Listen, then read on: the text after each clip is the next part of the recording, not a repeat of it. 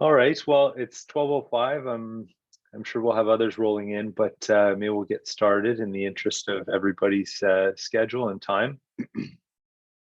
So, welcome everybody. Thanks for joining us for this very exciting SHN Medicine Grand Rounds discussing double sequential defibrillation for refractory ventricular fibrillation. I think I know most people on the line here, but for those I don't, my name is Peter Reardon. I'm one of the intensivists here at SHN.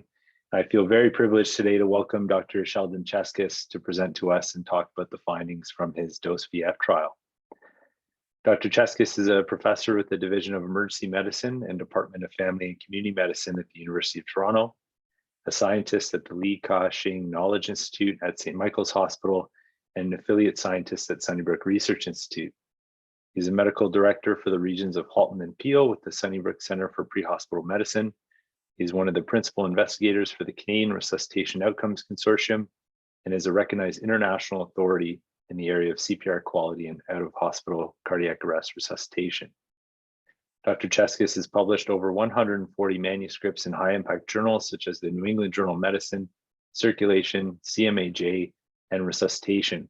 And these manuscripts have changed resuscitation practice around the world. He's a principal investigator of the recently published double sequential external defibrillation in refractory ventricular fibrillation trial, exploring alternate defibrillation strategies for refractory ventricular fibrillation during out-of-hospital cardiac arrest. He's also studying methods to improve public access to fibrillation in rural and remote areas through the use of community responder programs and drone delivery of automated external defibrillators. So a big warm welcome to Dr. Cheskis. Thanks so much for joining us today. Peter, thank you so much. And I wish I was there in person. I remember in the day, the Grand Rounds were always in person, so it's always a bit different to have Grand Rounds by Zoom, but that's where we are right now. So, hey, listen, thanks so much for having me. Great to speak to the folks in Scarborough about this study. And let's get into the DOSE-VF cluster RCT, learn a little bit about the finer nuances, I think, of this particular trial. So the following is my disclosure slides, and the following is my research funding slide. So I always like to give a shout out to my co-investigators. Many of these people are well known in the area of resuscitation, but for me personally, the individuals who deserve the greatest amount of respect are the 4,000 paramedics we trained in the DOSE-VF protocol. I don't think in my years of resuscitation I've ever had a study that the paramedics embraced as much as DOSE-VF. And if I had my actual druthers, they would all be co-investigators in the study. As you'll see from the slides, they were simply superb in this particular study. So the question remains, why is refractory VF such an interesting topic, and why is there so much interest in this particular area? We've recently found research looking at the use of ECMO for patients in refractory VF, and now the concept of alternate defibrillation strategies. And the reason why I think this is really quite important is that 50% of patients who present in VF will require survival or not respond to standard resuscitation. When we look here at this particular slide, this mimics much of our work here. This is a big 20,000 patient study out of Sweden. What you'll see is after shock number 3, survival from VF really drops off. So these people who take 4 to 10 standard shocks, 12.7% survival, much lower than patients who respond to initial defibrillation attempts. And I think the reason for that is I think we focus so much on biphasic defibrillation. I think we feel like biphasic defibrillation is a solution for all patients in VF. And you'll see here, when you look at the concept of VF termination, standard defibrillation is pretty good, eh? About 75% of the time, VF terminates using standard defibrillation. The trouble is that refibrillation is greater than actual VF termination. So what you get is transient VF termination and refibrillation or recurrence of VF.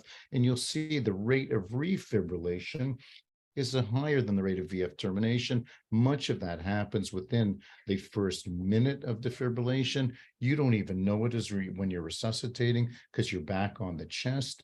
And this is the reason why people are looking at alternate methods of defibrillation to see whether we can actually have more permanent defibrillation success as opposed to transient defibrillation success. And that's really the background of our study. We know that many patients, as you see, remain in VF after multiple defibrillation attempts. Both double sequential and vector change have been proposed as alternate defibrillation strategy, but no high quality evidence was ever available previously to support or refute the use of DSCD or vector change for refractory VF. Lots of observational research, case studies, many of them flawed for reasons we'll show you later. The current the AHA guidelines and ILCOR guidelines prior to dose VF did not support the use of DSCD under those particular guidelines. And the research question we had in our particular study were among adult patients presenting in refractory VF during out-of-hospital cardiac arrest, does double sequential or vector change defibrillation result in greater rates of survival to hospital discharge than standard defibrillation? The study itself was a relatively complex three-arm cluster randomized trial with crossover, and it took place in 6 participating EMS agencies in Ontario, Canada. So it was a homemade research study. Lasted for over 4 years, ending in May of 2022. The trial was paused for 6 months due to COVID early on in April of 2020, and the DSMB recommended halting the trial in May of 2022 due to COVID-related operational challenges at our participating services. The primary outcome of the study was survival and hospital discharge. Our secondary outcomes were VF termination, ROSC, and neurologically intact survival with modified Rankin scale score less than or equal to 2. Many people asked us early on, why a 3-arm study, the difficulty in doing 3 arms. We wanted to understand if in fact these alternate strategies work, what was the biological plausibility of why they should work? Was it vector? Was it energy? Or was it a combination of the two that perhaps caused any benefit to be seen? To be included in the study, the patients had to present in VF or pulseless VT. They received standard ALS therapy if available and had to have a minimum of 3 successive shocks given and still be in VF at the 4th rhythm analysis.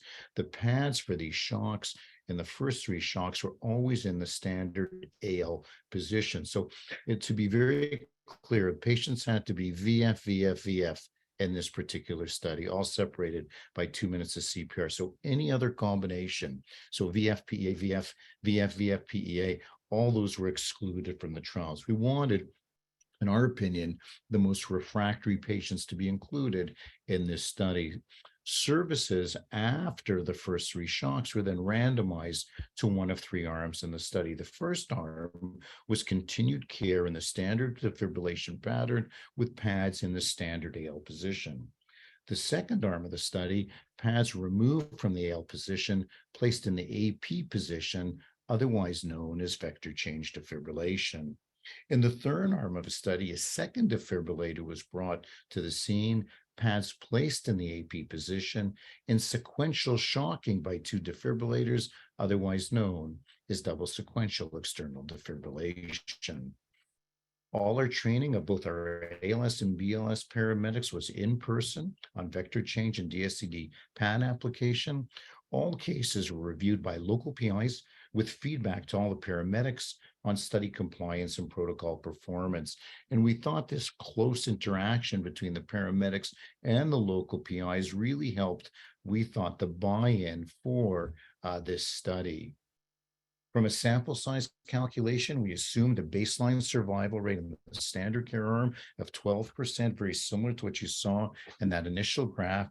And we hypothesized a relatively large 8% minimum absolute increase in the vector change in DSCD arms. Based on our number of clusters and intra-cluster correlations, we estimated a sample size of 930 or 310 per group to be adequately powered for our particular study.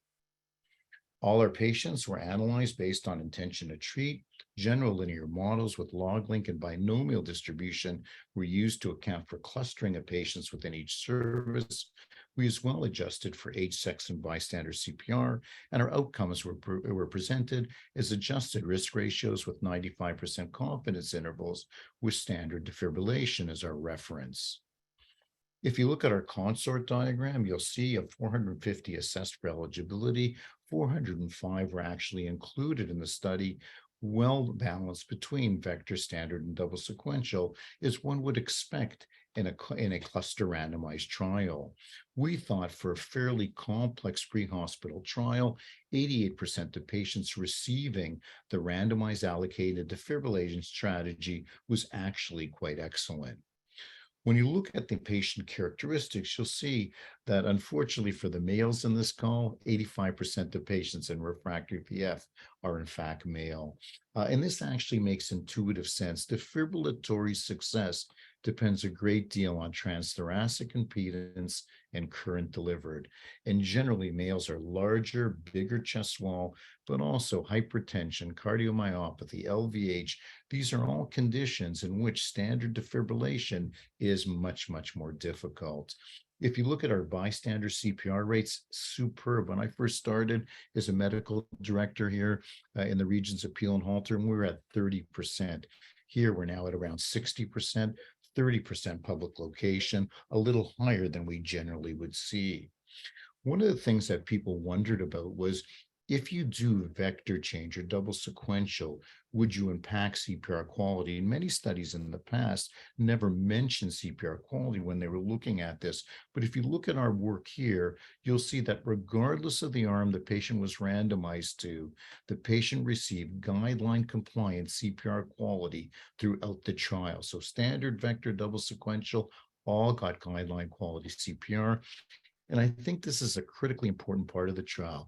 There may be many interventions that actually work in resuscitation, but if the preceding CPR quality is poor, the likelihood of success is also likely to be poor.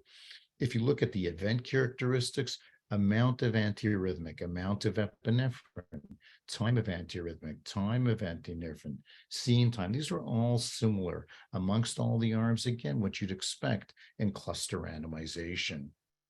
If you look at standard, vector, and double sequential, you'll see that the number of shocks to first cross is very similar in all three arms. But remember, in vector and double sequential, the patient had to have a minimum of 3 failed shocks before they received an intervention shock. So these patients only got 1 or 2 vector double sequential shocks to get ROSC in those patients who actually obtained ROSC. So it wasn't like they received multiple intervention shocks.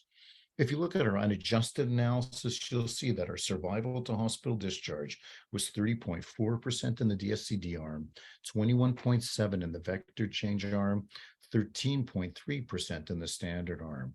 You'll look as well, all secondary outcomes were superior in the double sequential and vector change arm compared to the standard arm. But again, cluster randomization, unadjusted results really don't mean very much. When you look at the adjusted results, you'll see that double sequential was statistically superior to standard defibrillation for all primary and secondary outcomes in the study. Vector change was superior to standard for VF termination and survival to hospital discharge, but not neurologically intact survival. So this study is the first ever RCT exploring alternate defibrillation strategies for refractory VF. As we noted, double sequential was superior to standard defibrillation for all primary and secondary outcomes of the study, and vector change was superior for VF termination and survival to hospital discharge. We think really importantly, we did a number of secondary and sensitivity analyses, and the double sequential findings were consistent amongst multiple analysis, which wasn't seen in the vector change arm. If we look at this study and compare it to previous observational research, what are the differences? And obviously in randomized trials, there's usually a lot of difference between that and previous research. So lack of a control arm in an optimized arm in previous studies, lack of a control of the timing of intervention shocks. Most of the time, DSED was done as a last-ditch effort when everything else failed. Well, when you have resuscitation time bias to the extent that the interventions are given late, nothing works when you give it late, and that's what we've seen previously. There was also a lack of consistent technique to perform the intervention shocks, and no observational research in the past measured CPR quality while performing the intervention. The strengths of our study is its cluster crossover design, high quality CPR regardless of the intervention group. We included patient important outcomes with almost 100% complete outcome ascertainment.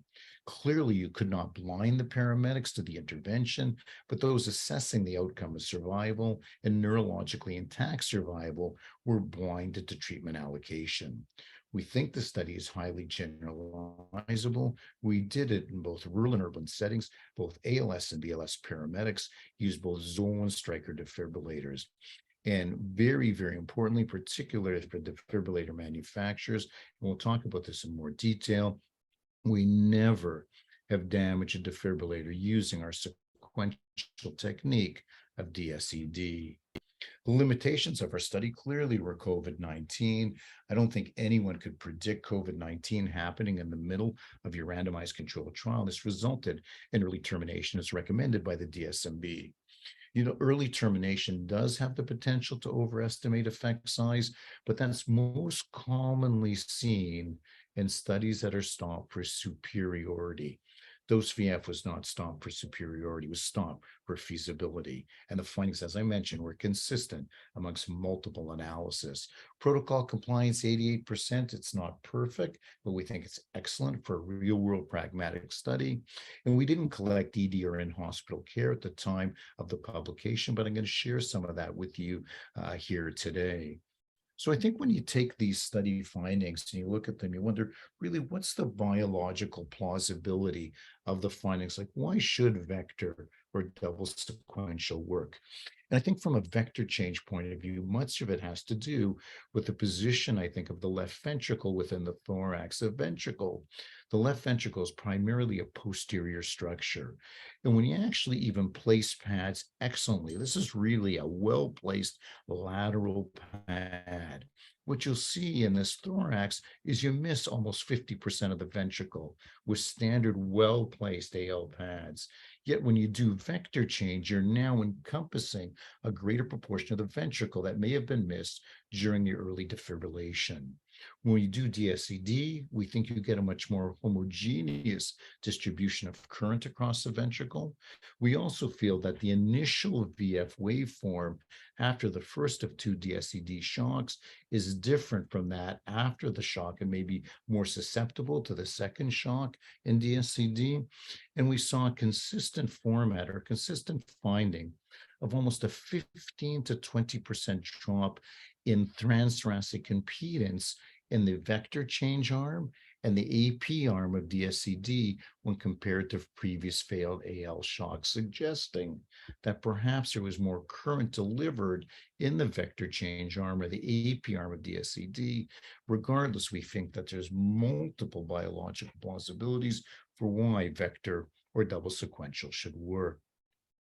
So I think this is the type of stuff you can really mostly get from New England and our New England Journal article. But what I'm going to take you now is into some of the details and the nuances of the trial that you won't find in the New England Journal article. And I think the first question that people ask me is, what were the challenges in the trial? And for us, the number one challenge, no question, was the actual defibrillator manufacturers themselves.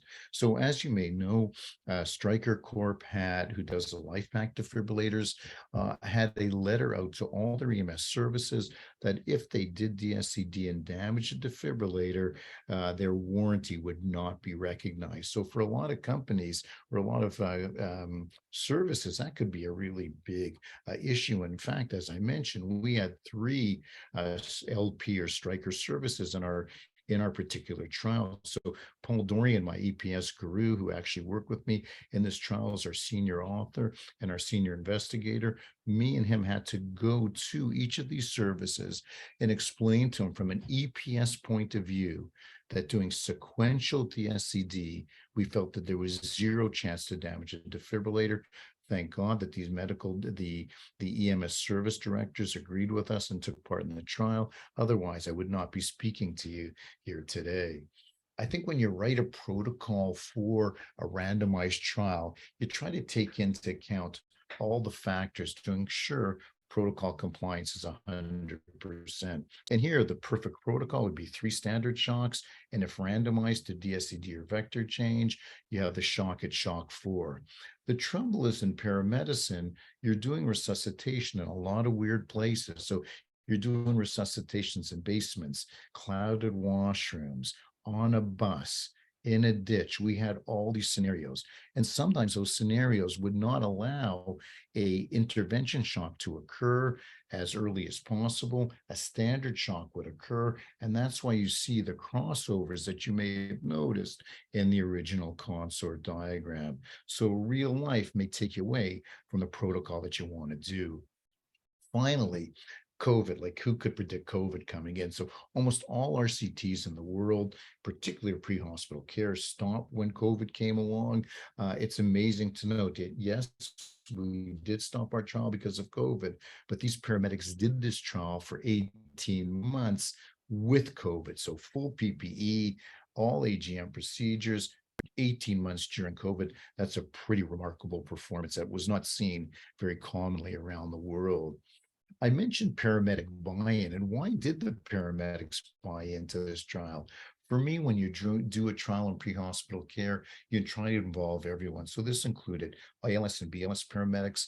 I think there was a certain cool factor to DSCD and vector change. So this wasn't just giving a bit more epi, giving less amio, using a drug. This was doing a completely different intervention. And I think there was a sense amongst the paramedics that this had the potential to change practice. Also, paramedics are ones, so similar to emerge physicians, we provide treatment. And a lot of times you don't know the result of that treatment. Well, here, you almost had immediate feedback. You did DSCD and the patient got ROS. Well, there's nothing more to build confidence in an intervention than that immediate feedback. Paramedics say, whoa, that didn't happen so commonly before. So I think that also helped to build in the buy-in. I would be remiss to not talk about the issue of damage to defibrillation, because I think that issue is still out there, despite the findings of our particular trial. In our trial, we had no chest burn, no defibrillator damage, no inadvertent shocking of rescuers, and no complaints by paramedics, hospitals, patients, or family members. In fact, since the trial began, I must have had at least 50 emails from services or hospitals interested in developing a double sequential protocol. We actually, prior to publishing the randomized trial, we actually sent out a survey to anyone who had published work in double sequential to get a sense of what was the real incidence of defibrillator damage for people who actually did DSCD. And what we found, out of over 1,100 uses, the incidence of defibrillator damage was 0.4%. Interestingly, not one single case of defibrillator damage using our technique of sequential DSCD. There were 5 cases we found of simultaneous damage. So this is 2 people pressing the buttons at the same time to the millisecond, which is what you need to actually cause damage. And even that, the incidence is 0.4%. So we feel this issue is way overblown and is non-existent if one does sequential DSCD. So I think that's something to remember when thinking about a protocol. One of the issues that New England Journal many have wondered about was, could in-hospital differences in care account for your findings? So were there different rates of angiography or PCI that could account for the study findings? And you'll see in this slide that, in fact, for all those patients who survived a hospital admission, the rates of angio and PCI were not statistically significantly different between the arms. In fact, DSCD had less PCI than the other arms. But again, there's no statistical difference between these arms. I think what is interesting is most people think For those who present in refractory VF, almost all of them have a culprit lesion. So they're almost always due to an ischemic cause. In our group, about half were STEMI and half were no STEMI. And when you look at those who had STEMIs, you'll see what you'd expect to see: high rates of angio, high rates of PCI, and high rates of survival. But interestingly, with those who presented in refractory VF with no evidence of STEMI once resuscitated, lower rates of angio, lower rates of PCI, but still relatively high rates of survival. And this really embedded what we tried to do in this trial by ensuring that no patients were terminated in the field in refractory VF.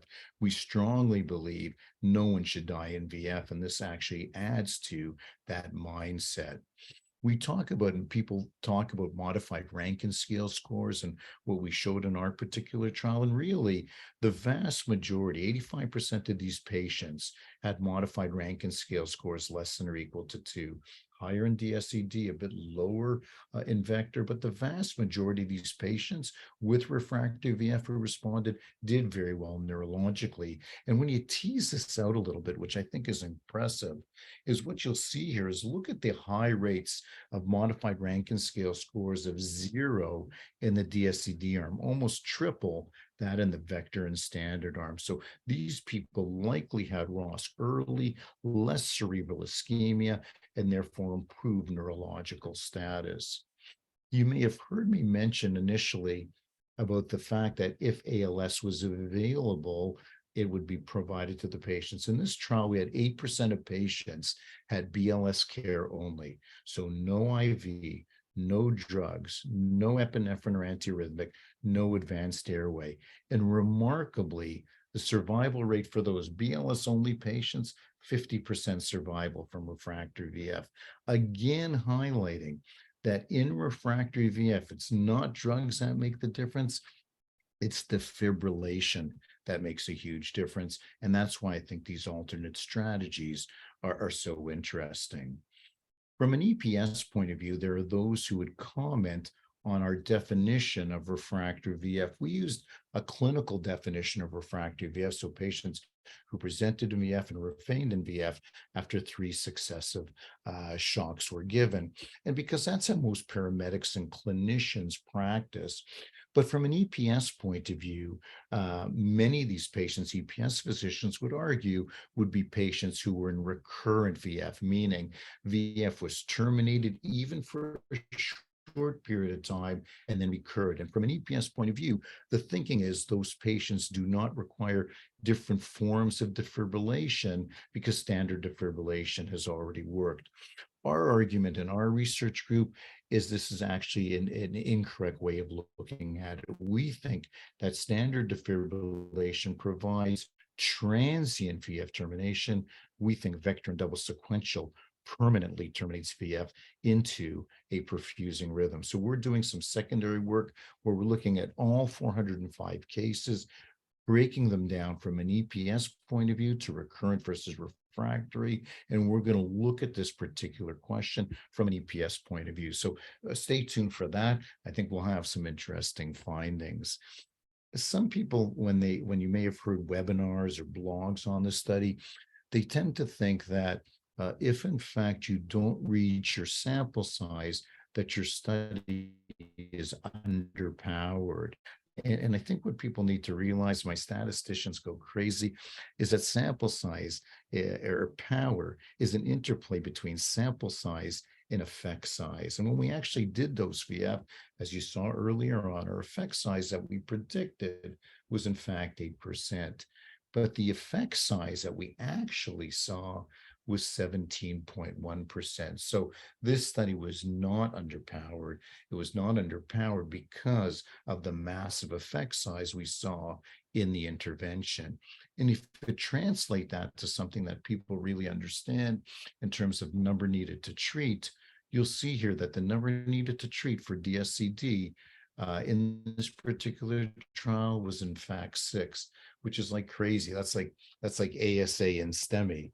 And if you look at vector change, the number needed to treat was 12. So these are both interventions clearly from a statistical point of view seem to be able to make a major difference.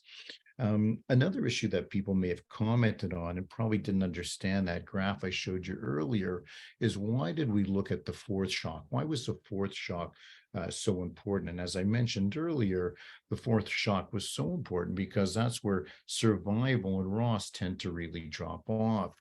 But people try to compare this study to, let's say, Rock Alps, a study that looked at amiodarone and quote unquote refractory VF, where standard arm survival was in the mid 20%. But again, people are not really comparing apples to apples. Rock Alps was a study that required one shock and then drug. It was not three failed successive shocks in a row. But if we're actually to look to tease out the impact of the interventions related to ROSC and VF and survival in relation to shock, what you'll see is something quite interesting. If you look here, ROS by shock number, look at the high rates of ROS for DSED and vector change when it's given early and it drops off as you go on, as you suspect. But what's even more remarkable, look at the survival after shock 4 in the DSED arm. It completely blows away the other two arms. So this, again, strengthens the argument that when you do these types of interventions, they need to be done as early as possible after these three failed shocks. I talked about the mechanism earlier, about the idea of impedance making a big difference. And let's take it through a real case so you can actually visualize the impact of impedance on defibrillatory success. So this is a real case. Patient presents in refractory VF. And the first look, if you look at their first shock, this is from a Stryker defibrillator.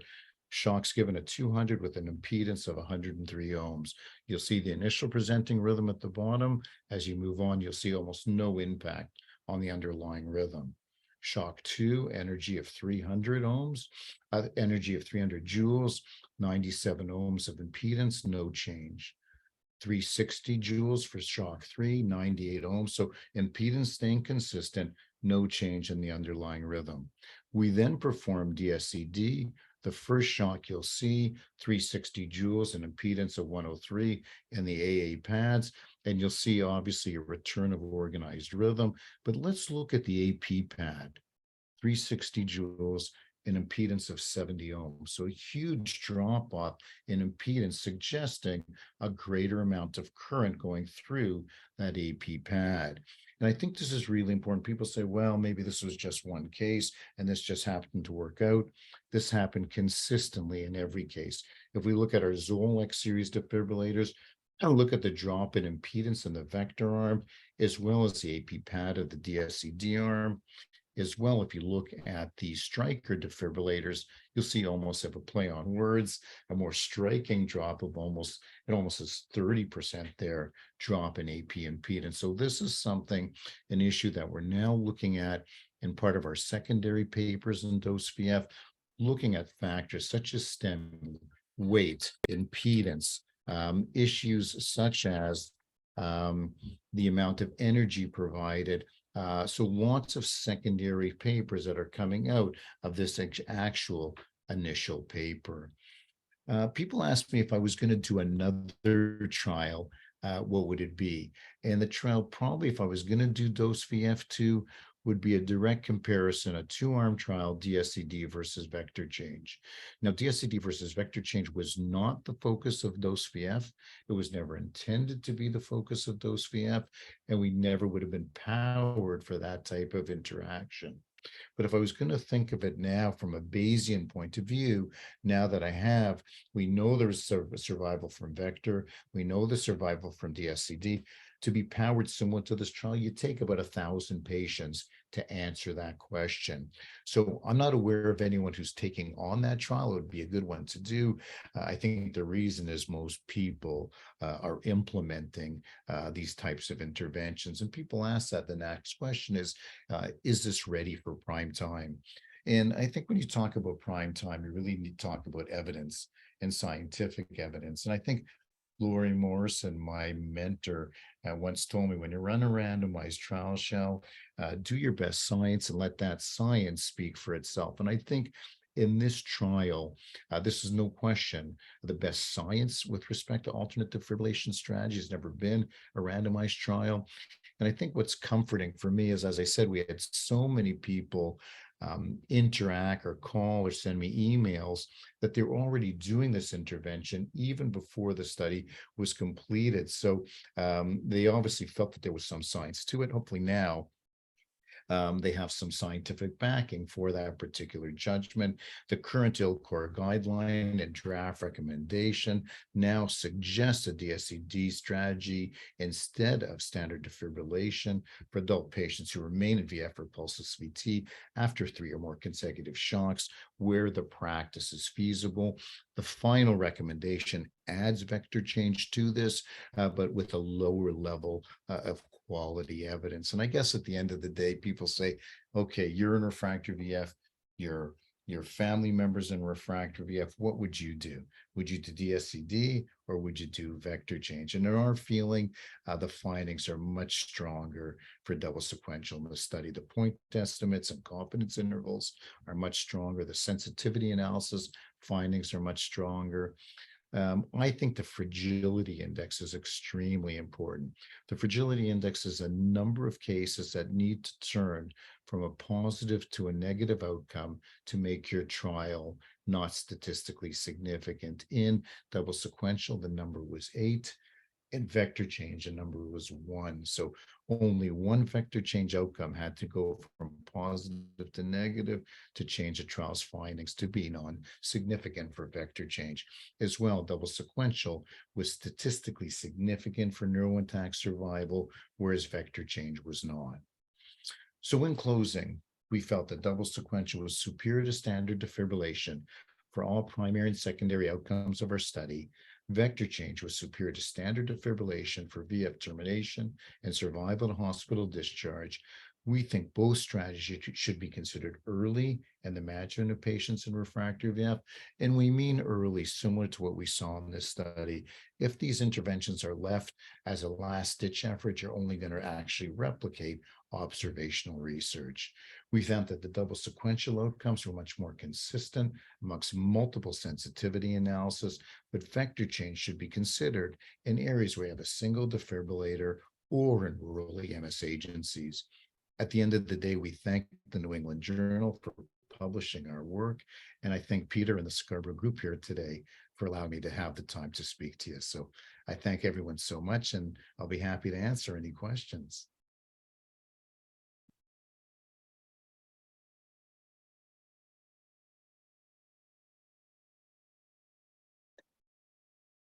Thanks very much, Dr. Cheskis. That was an incredible talk and an amazing study. So yeah, please fire at any questions if you have them, everybody.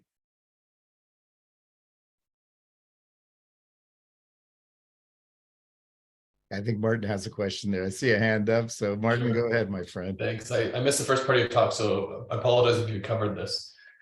You talk about vector change as it's a change. And one of the things that's consistent about your data is that there still are, between ROSC and survival, there's still quite a gap. So getting to refractory VF is a bad thing. So should we just start with a different vector? Yeah. So I get that question a lot, Martin. My gut feeling is the AP vector is a stronger vector. That's my own feeling. And there's been research before looking at head-to-head vector AP versus AL. So plenty of research in the past, AP versus AL, and no difference has been shown when you look at that. Having said that, this is the first study that looks at what happens to patients when one vector fails and you move to another. So that's never been asked before, and I think we've answered that question here. I think the AP vector is a strong one. I think it's also a strong one if people do mechanical mechanical CPR. So many people will start with the pads in an AP position with mechanical CPR. Once they get to 3 shocks, it's simple to put on AL pads without stopping mechanical CPR. So I know many places that I've spoken in the States are already using that type of protocol. And I think it's a good one for people who do mechanical CPR. Now, I have to be careful because that's not what we studied here. So we didn't study AP first here. So I don't know if it'll be as good. My gut feeling is that would be a good one to look into, though. Thanks.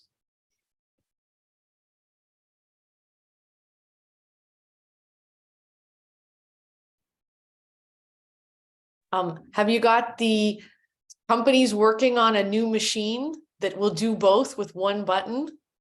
Yeah, Carolyn, I get that question so much, right? And I think that's a natural question, eh? And I'll tell you why it's important, Carolyn. We think that the timing of the 2 shocks is very important. So we're doing some work on the timing of the shocks.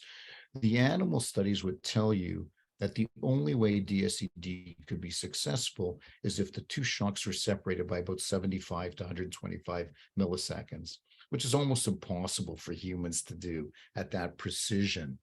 In dose VF, so we're working this now. In dose VF, the difference was 590 milliseconds between the 2 shocks. Nowhere close to the animal model, yet in fact, look at the results we're seeing, again, showing why animal models do not always extrapolate into real world research when you're working with humans. But the question is, could this just be the cutting edge? What if in fact we develop a defibrillator that could give the shocks, which is easy to do at 75 milliseconds? Maybe we'd see better outcomes than we saw here during dose VF.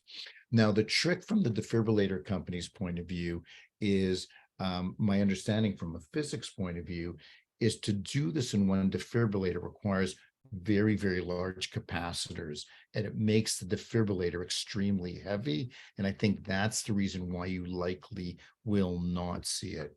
On the bright side, though, is we've done this work and people thought that, well, you can only do this. And this was commented on one of the editorials in New England, was they just use manual defibrillators. I can tell you, we've done this now with manual and AED. We've done it with 2 AEDs. We've done it with every combination of defibrillators. So it's much more feasible to be done than people actually think. And I think if you're looking for, if I have EMS services that are smaller, that use manual defibrillator, you may want to put a second AED in the truck, which is much less expensive, but could get the job done. So we think there's still a big difference between DSCD and vector change. Although ILCOR will say, both can be done, we think double sequential is a stronger strategy. Thanks. I have another question. We have been training mostly the ER doctors to just say, push the button at the same time, because you'll never get it exactly the same, instead of saying like you, then me. Yeah. So is that right? Or I'm not doing it wrong. I Right? like We're that. like, hit it. And then I love assuming it won't be Carol, exactly the same. Yeah, I personally think there is no risk even at simultaneously like what you're doing. But if you want to be extra safe, one individual press one button on both defibrillators. That's what we did in the trial. So I like to try to keep it to what we did because I can't comment on anything else. I do know, and I can tell you, there are plenty of sites that do around the world simultaneous DSCD. And as I mentioned, by doing that, you're likely shrinking that DSCD shock interval, and there may be some benefit. From a safety point of view, and to not get the defibrillator companies up in a knot, I would do sequential DSCD, same individual. And I think the defibrillator companies, and the reason I did it that way is I didn't want to do a trial where the defibrillator companies would come to me after and say, I told you so. So I wanted to make sure we did it safely. We may have taken away a little bit of the efficacy by doing it that way, but we didn't blow up any defibrillators.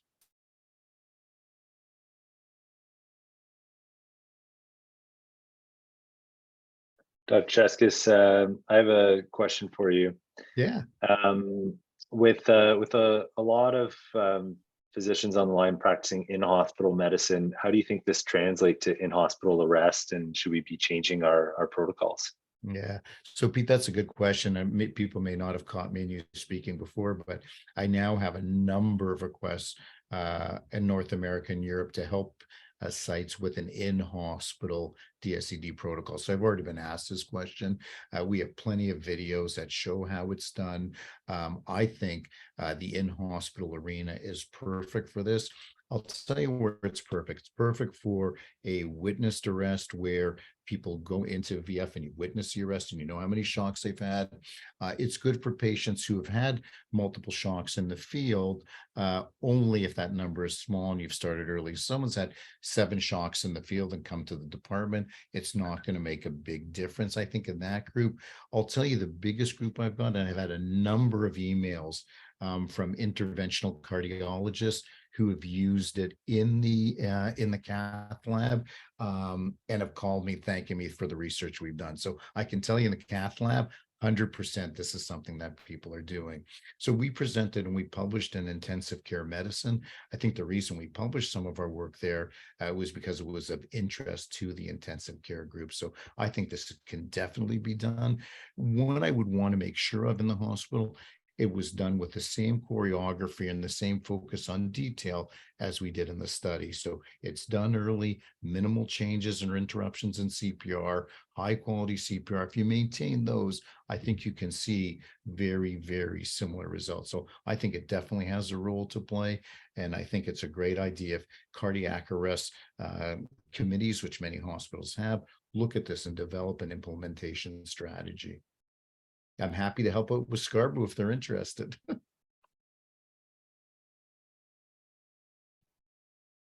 Awesome. Thanks. Thanks. We'll have to take you up on that. I think I have a question here in the chat from Dr. Landy, so I'll just read it out. Dr. Landy was wondering about the electrophysiology.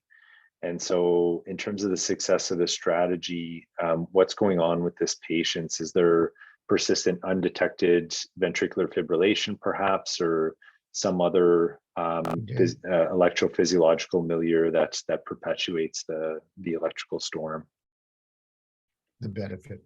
Yeah. So I think what's going on is I suspect, and we'll see this, and we've already seen it as we're doing some of the secondary work. I think the vast majority of these from an EPS point of view are recurrent VF. So they terminate for a short period of time and then they recur again. And I think what happens with DSED and vector change, or particularly DSED, is I think you terminate VF completely. So these patients don't refibrillate again. And I think that's the difference, I think, between amiodarone and lidocaine, which are drugs that are meant to prevent refibrillation. I don't think it completely does that in these cases. I suspect very few of these are true refractory VF cases that never terminate.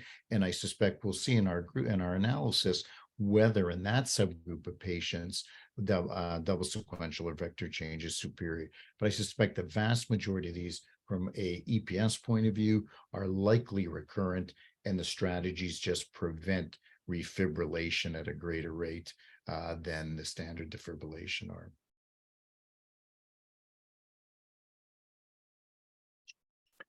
Do you have any thoughts on withholding epinephrine for these patients or the use of esmolol? Yeah, so I do have some thoughts on that. Listen, epinephrine for defibrillation is bad. You know, once you start giving, you're in 6 and 7 milligrams of epinephrine, you might as well be defibrillating your table. No one comes out of that. So I think high levels of epinephrine are generally not good. We're just starting a study known as EpiDose. EpiDose study is going to look at patients in out-of-hospital VF arrest where we maximize the dose at 2 milligrams versus standard therapy. So I think this will give us some information as to whether dose makes a difference. I do believe in esmolol. I think that it has a role to play. In many places that I speak, use esmolol almost contiguously with DSED or vector change. So I think it does have a role to play in these very refractory patients. Again, the science is not as strong, right? Because you don't have a randomized trial to go by. And the reason why is there's just too much confounding. So So I think there was a recent study looking at ESMO, looked promising, but the patient was already getting DSCD as well. So is it ESMO? Is it DSCD? And that's the trouble when you don't have RCT evidence, when you try to move this forward, let's say at ILCOR. So that's a challenge many interventions have. But I do think that the observational evidence for ESMO looks promising, and I don't think it would hurt patients in refractory VF.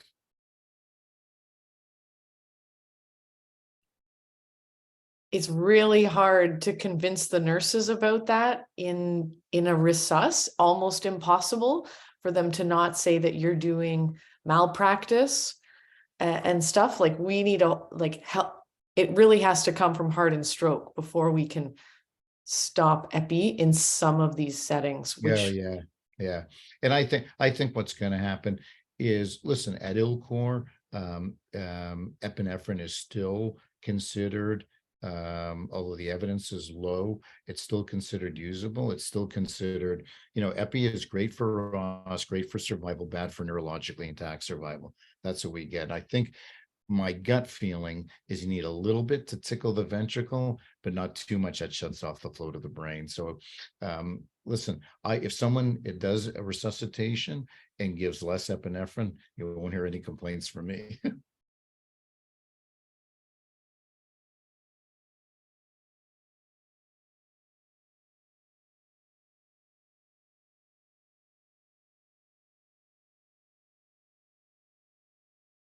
I think one question, Pete, that I may ask, if I'll bring it up because I think people may ask it, but they don't wonder. They'll say, if DSCD is so good, why don't we just do it at the first, right? So, and I know one of the large blogs, talked about using DSCD, and they reviewed the paper and they said, well, this is nothing new for me because I already do it, and I do it after 2 shocks. I think what you got to be careful about is, when you're doing a superiority trial, you have to be superior to something.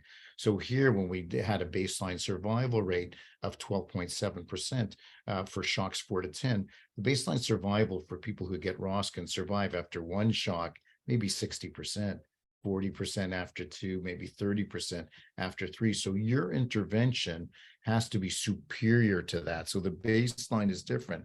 Now, I'm not saying DSCD may not be, but you'd have to show it at a higher rate. And DSCD is a job, right? You got to schlep the patient over. You got to put the posterior pad on. There is things you got to do. My gut tells me that standard AL defibrillation is good for the first 3 shocks. I think after that, all bets are off. I would not be doing standard continuing failed defibrillation any further. I think you have these alternate defibrillation strategies. I think an advanced system, you have ECLS or an ECMO strategy. Many systems have ECMO and DSCD or vector. I just don't believe that ongoing standard defibrillation after failed of a number of shocks makes a lot of sense anymore. And to be honest, like I said, we talked before I left, I've given this talk probably 100 times around the world. I don't know anyone who's doing the same thing. Everyone's doing something different, maybe vector, maybe double sequential, maybe a combination, but that's the issue about doing DSCD at shock number 1. I think the bar is much higher, and putting well-placed standard pads. And I make sure that that lateral pad is as lateral as possible. Many people don't put that lateral pad lateral enough. And that could also impact defibrillatory success. So if you put that pad lateral enough and they fail, you need to think about something different.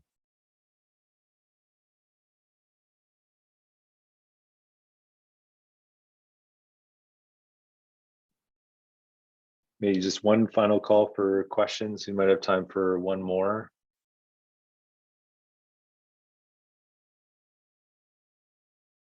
Well, thank you to everyone. Now I'm going to go. I did this talk, Peter, on Passover. Now I'm going to go have some matzah and probably go into refractory VF. So my wife will defibrillate me. But regardless, hey, this has been a fantastic group.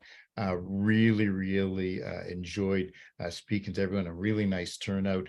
I'm happy to work with Scarborough if they're interested in developing some type of protocol or policy. Happy to do that with you. It's just great seeing other Canadian sites who are interested in the research that we've done today. So thank you so much, Peter, for inviting me. Thank you, everyone, for having me today. Really appreciate it. Thanks so much, Dr. Cheska. It's really wonderful to have you today. Really appreciate it. Thanks, guys. Have a great day, everyone. Have a fantastic day.